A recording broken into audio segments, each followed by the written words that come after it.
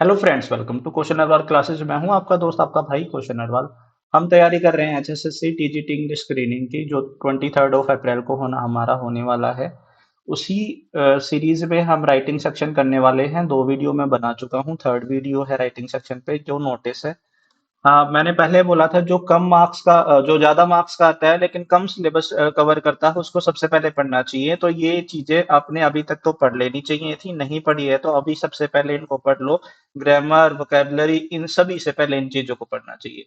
अगर आप हर चैप्टर पे टॉपिक वाइज आप टेस्ट देना चाहते हैं तो आप कर सकते हैं। क्वेश्चन नरवाल क्लासेस ऐप हर टॉपिक पे टेस्ट दे रखे हैं और फ्री टेस्ट दे के आप देख सकते हैं कि किस तरीके का टेस्ट का लेवल है। इससे पहले वाली 2 वीडियो कौन कौन सी आ चुकी हैं? लेटर राइटिंग आ चुकी है, रिपोर्ट राइटिंग नहीं देखी है जाके देख लीजिए। अगर आपने ये वीडियोस देख ली और ये क्लासेस ले ली तो आपका राइटिंग सेक्शन का कोई भी क्वेश्चन गलत नहीं होगा। नोटिस राइटिंग की शुरुआत करने से पहले भाई एक लाइक कर दो, एक प्रेजेंट सर कर दो और एक शेयर कर दिया करो। Sharing is caring. अगर आप शेयर करेंगे तो उन बच्चों तक पहुंच पाएगा जो आप जैसे लोग हैं, पेड कोर्स नहीं खरीद सकते हैं और फ्री ऑफ कॉस्ट अपने पेपर की तैयारी करना चाहते हैं। ये जो क्लास है, इसके जो नोट्स हैं आपको क्वेश्चन नरवल क्लासेस ऐप पे जाके राइटिंग सेक्शन में जाओगे, वहां पे पीडीएफ फ्री ऑफ कॉस्ट आपको मिल जाएगी। डाउनलोड नहीं कर सकते, प्रिंट नहीं ले सकते, लेकिन उसको पढ़ सकते हैं फ्री ऑफ कॉस्ट। उसका कोई चार्ज नहीं है। Notice writing, basically notice writing क्या होता है ना, देखो ये जितने भी राइटिंग सेक्शन होता है ना, they are part of communication.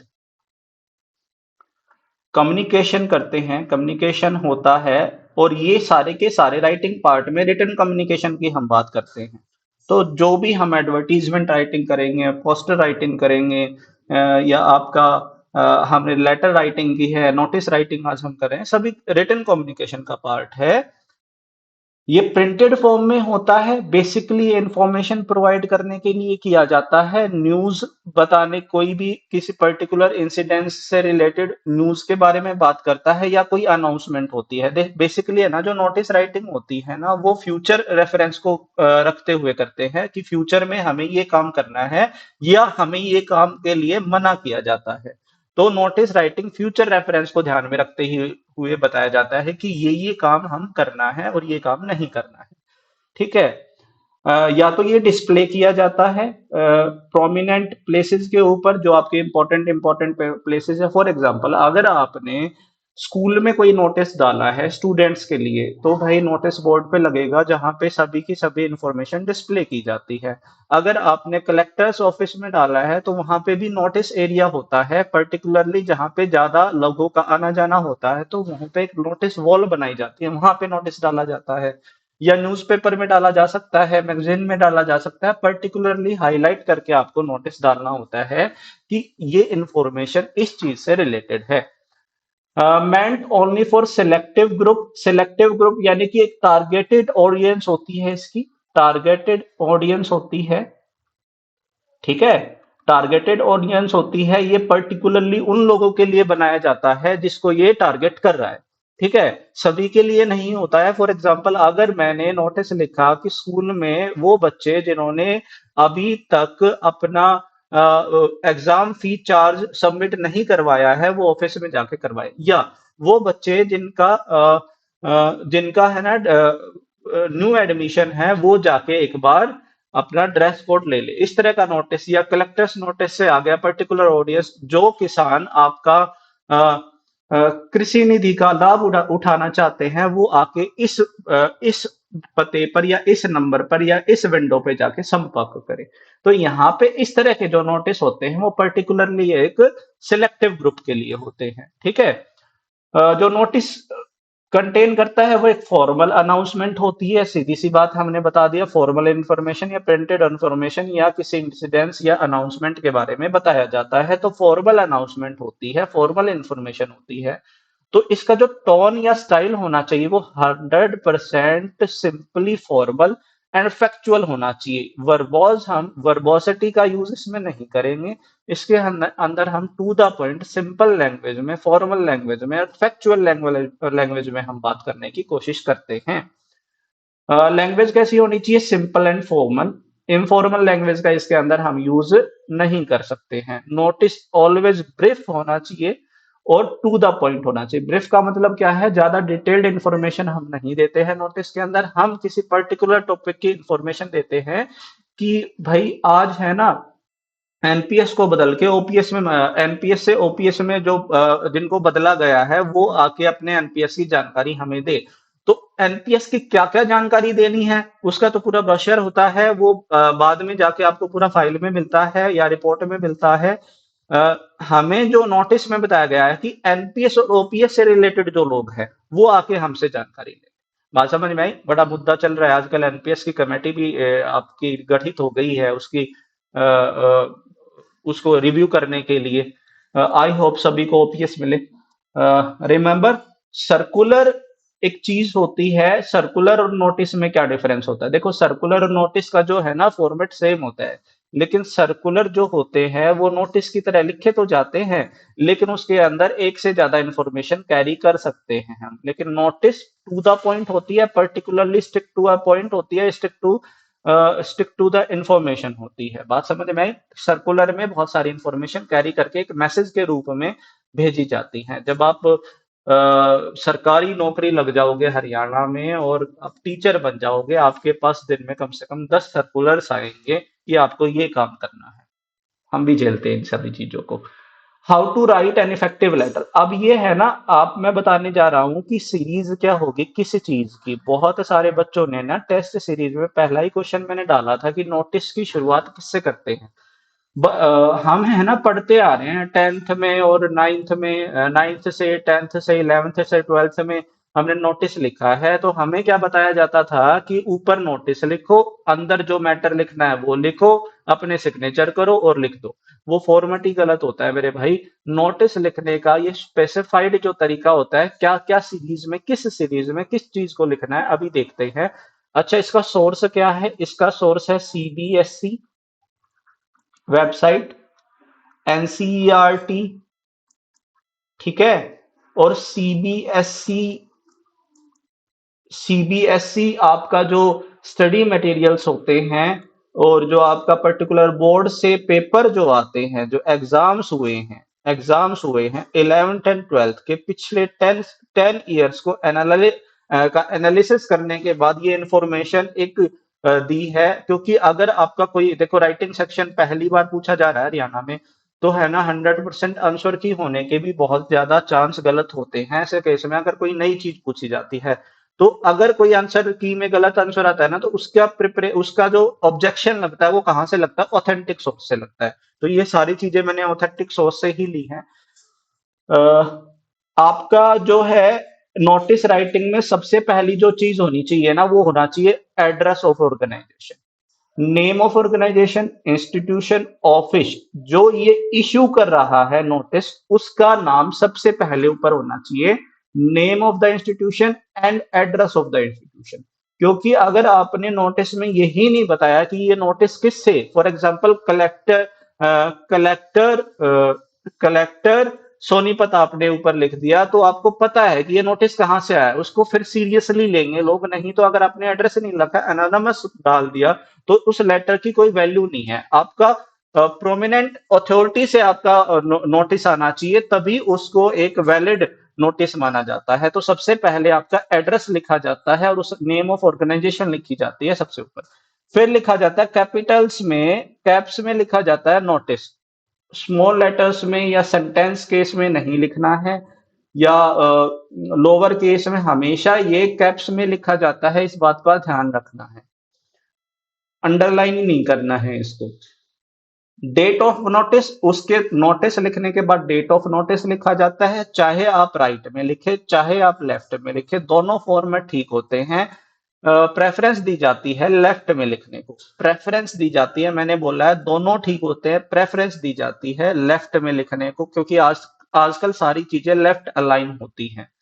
उसके डेट लिखने के बाद फिर लिखा जाता है सब्जेक्ट, कि आपका नोटिस किसके बारे में, ये भी कैपिटल लेटर्स में लिखा जाता है। जरूरी नहीं है कि 100% कैपिटल लेटर्स में लिखा जाए, लेकिन मोस्टली मोस्टली ये लिखा जाता है। आप जितने भी नोटिस देखेंगे, गूगल सर्च करना और नोटिस, आप इमेजेस में जाना और नोटिस आपके आ जाएंगे, जो आपके गवर्नमेंट नोटिस होते हैं ना, सभी आ जाएंगे।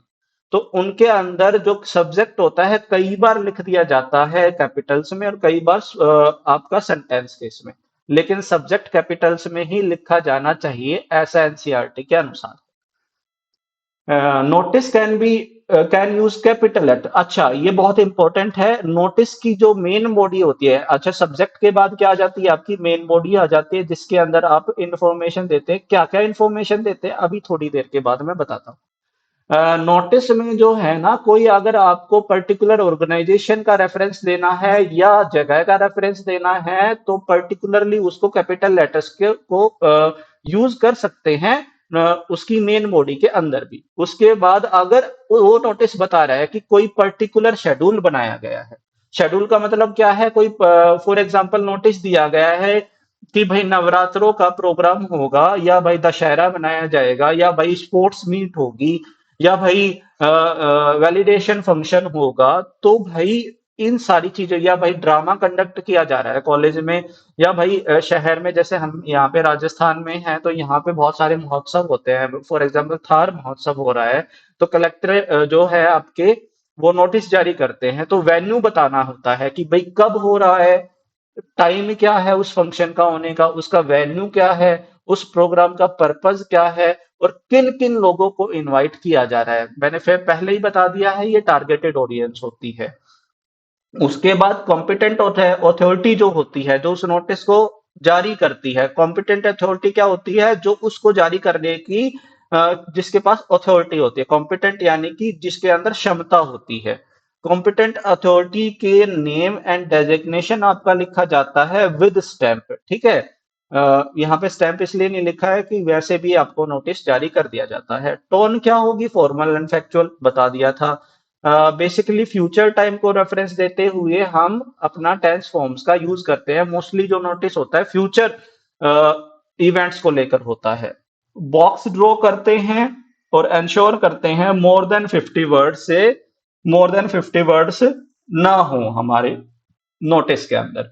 चलिए एक ये फॉर्मेट देख लेते हैं। सबसे पहले आ गया आपका ये फर्स्ट नंबर पे आ गया आपका एड्रेस, दूसरे नंबर पे आ गया आपका कॉर्नर में आ जाती है डेट, उसी के सामने लिख दिया जाता है आपका थर्ड नोटिस, उसके बाद लिख दिया सॉरी ये सेकंड हो गया आपका नोटिस सबसे पहले, फिर थर्ड आपका डेट लिखता है, उसके बाद फोर्थ आपका क्या लिखता है, हेडिंग सब्जेक्ट लिखता है, फिर ये आ गई आपकी मेन बॉडी। मेन बॉडी के अंदर आपको क्या लिखता है, इस स्पेस में लिखना होता है कंटेंट। कंटेंट में क्या होता है कि नोटिस किसके बारे में है, किस कब होगा वो इवेंट, कहाँ होगा, क्यों होगा, स्पेशल इंस्ट्रक्शन कोई दे रखी है और आपका कॉन्टेक्ट नंबर अगर कोई दे रखा है। बेसिकली आपको जो सारी चीजें मैंने बताई थी ना अभी, डेट टाइम वेन्यू या पर्टिकुलरली उस इवेंट की जगह, ठीक है। उसके बाद कॉम्पिटेंट अथॉरिटी के साइन सिग्नेचर साइन आपके सिग्नेचर आपके करते हैं वो, और उसके बाद उनका name in Capitals and designation, ठीक है। तो ये आपका नोटिस का फॉर्मेट होता है। एक एग्जांपल, अच्छा किस तरह से क्वेश्चन पूछे जाएंगे, पिछली वीडियो में एक बच्चे ने कमेंट किया था सर क्वेश्चन कैसे आएगा, मुझे उसका जो है ना कमेंट बड़ा अच्छा लगा, तो आज मैंने 2 क्वेश्चन भी डाल दिए। इससे ज्यादा क्वेश्चन आपको करने हैं ना तो कहाँ से करने हैं। ये अपनी टेस्ट सीरीज है, इस टेस्ट सीरीज के अंदर हर टॉपिक पे टेस्ट दे रखा है। अभी तो एक एक ही डाला है, काम चल रहा है, बहुत अच्छे अच्छे सोर्सेज से हम टेस्ट बनाने की कोशिश कर रहे हैं, तो ऐसे वैसे टेस्ट नहीं बना रहे हैं। तो अभी है ना हर हर टॉपिक के ऊपर कम से कम 2 या 3 टेस्ट आपके मिल जाएंगे, और दो और हर एक टेस्ट में अलग अलग टाइप के क्वेश्चन होंगे कि इस तरीके से पूछ लिया। फॉर एग्जाम्पल कोई लेटर का पैराग्राफ दे के पूछ लेता है या नोटिस दे के उसके उसके ऊपर बेस्ड अगर क्वेश्चन पूछ लिया तो कैसे आपको करना है, तो सभी हम इसमें डालने वाले हैं। कैसे क्वेश्चन आ जाता है ये तो मैंने पहले इस मॉक में ही पूछा था, और ये किसी ना किसी एक मॉक में आ जाएगा, तो आंसर पहले ही बता देता हूं मैं। टॉप ऑफ द नोटिस क्या होता है, डेट होता है, एड्रेस होता है, टॉपिक होता है या नोटिस होता है। टॉप ऑफ द एड्रेस क्या होता है, एड्रेस होता है। नोटिस क्या होता है, टॉप ऑफ द नोटिस क्या होता है, एड्रेस होता है। What is written below notice, word in a notice, क्या लिखा होता है नोटिस के नीचे, क्या लिखा होता है भाई, डेट लिखी होती है, एड्रेस लिखा होता है, टॉपिक लिखा होता है, नोटिस लिखा होता है। तो क्या लिखी होती है, डेट लिखी होती है, ठीक है। तो नेक्स्ट करते हैं, देखो एक एग्जांपल भी दे देता हूं यहाँ पे। देखो ये resident welfare society Dilshad garden JNK block ने ये नोटिस डाला है, इनका एड्रेस है। नोटिस डाला, फिर डेट डाली, उसके बाद यूज वाटर जुडिशियली, तो यहाँ पे उन्होंने टॉपिक डाला है कि भाई नोटिस किसके बारे में है, सब्जेक्ट क्या है कि भाई पानी को अच्छे से यूज करना है, बहुत ज्यादा गलत तरीके से पानी यूज किया जा रहा है। तो बेसिकली यहाँ पे क्या आ गया, इसका कंटेंट आ गया कि क्या है, 500 रुपए will be imposed on the defaulters. ठीक है, तो ये सारी चीजें आ गई, आपका डेजिग्नेशन आ गया और आपका एड्रेस आ गया। इसके बाद देखो, अमर विद्यालय बैंगलोर नोटिस, ये आपका एड्रेस आ गया, ये आपका सेकंड में नोटिस वर्ड लिख दिया। अच्छा, ये कई बार है ना राइट में लिख देते हैं, कई बार लेफ्ट में लिख देते हैं। तो वैसे तो नोटिस के बाद आना चाहिए ये डेट, फिर आपका कल्चरल इवेंट फॉर, ये आपका सब्जेक्ट आना चाहिए। ठीक है, ये आपका हो गया कंटेंट, और नीचे आपके सिग्नेचर हो गए और आपका पोस्ट होगी, डेजिग्नेशन हो गया। RPW नंदगिरी, ये आपका एड्रेस हो गया, फिर नोटिस लिख दिया, उसके बाद आपका डेट लिख दिया, उसके बाद आपका सब्जेक्ट लिख दिया, उसके बाद आपका कंटेंट हो गया। ये देखो, ये मैंने बताया था कि क्या क्या हो सकता है, डेट होगी, वेन्यू की डेट होगी किसी भी इवेंट की, टाइम हो गया, वेन्यू हो गया, और एलिजिबिलिटी होगी कि कौन कौन उसके अंदर आ सकते हैं। उसके बाद आपका सिग्नेचर हो गया, उसके बाद आपका डेजिग्नेशन। तो इस तरीके से क्वेश्चन जो नोटिस राइटिंग है की जाती है। मेरे ख्याल में मैंने कोई भी एक्सपेक्ट नहीं छोड़ा है। फिर भी अगर कुछ रह जाता है तो आप कमेंट करके बता सकते हैं, हम उसको कवर करने की नेक्स्ट वीडियो में कोशिश करेंगे। आज के लिए इतना ही। Have a nice day and take care. जय हिंद, जय भारत। पढ़ें तो ऑथेंटिक सोर्स से पढ़ें, इधर उधर से ना पढ़ें। ठीक है, बाय।